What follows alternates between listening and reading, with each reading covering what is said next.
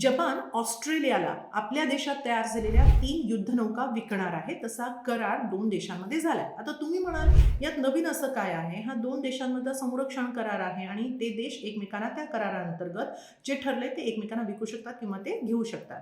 पण जपानच्या बाबतीत हे असं पहिल्यांदा घडते, विशेषतः दुसऱ्या महायुद्धानंतर.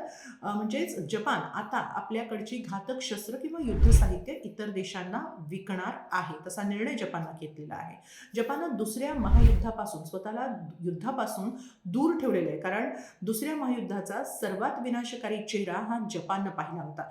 हिरोशिमा नागासाकी अणुबॉम्ब हल्ल्यानंतर जपाननं स्वतःला युद्धापासून दूर ठेवलं. खरं म्हणजे स्वतःच्या संरक्षणापुरतंच त्यांनी शस्त्र बाळगली आणि तेवढंच सैन्य त्यांनी स्वतःजवळ ठेवलं होतं.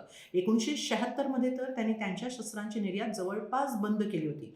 2014 मध्ये त्यांनी काहीशी त्यात शिथिलता आणली होती त्या धोरणामध्ये, मात्र तरीसुद्धा काही कठोर मर्यादा घालून दिल्या होत्या. मात्र सध्याची परिस्थिती तशी नाही आहे. सध्या जगात आधीच 2 युद्ध सुरू आहेत. एक म्हणजे रशिया युक्रेन युद्ध 4 वर्षांपासून सुरू आहे. अमेरिका इराण हा युद्धविराम सुरू असला तरी ते युद्ध कधी सुरू होईल याची काही शाश्वती नाही. शिवाय इंडो पॅसिफिक क्षेत्राबाबत जर बोलायचं झालं तर तिथं चीनचं प्राबल्य वाढतं आहे. शिवाय उत्तर कोरियासारखा देश सतत क्षेपणास्त्र चाचण्या घेत आहे. हे दोन्ही देश जपानचे शेजारी देश आणि तितकीच मोठी डोकेदुखी आहे.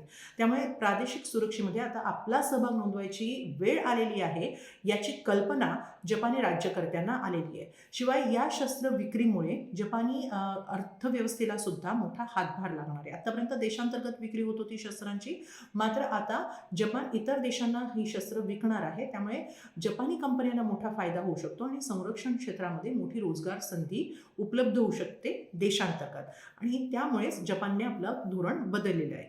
शिवाय तरीसुद्धा जपाननं आपल्यावर काही बंधनं अजूनही घालून घेतलेली आहेत. ते म्हणजे जे देश आंतरराष्ट्रीय कायद्यांचा किंवा UN चार्टरचं पालन करतील त्यांनाच जपान आपली शस्त्र विकणार आहे. अशी 17 देशांची यादी त्यांनी तयार केलेली आहे. त्यात ऑस्ट्रेलिया, न्यूझीलंड, इंडोनेशिया, फिलिपिन्स या देशांचा समावेश आहे आणि यादी कदाचित पुढे वाढूही शकते. त्याचबरोबर सध्या जे देश युद्धात गुंतलेले आहेत त्या देशांना मात्र जपान आपल्याकडची घातक शस्त्र विकणार नाही, असं जपाननं स्पष्ट केलं.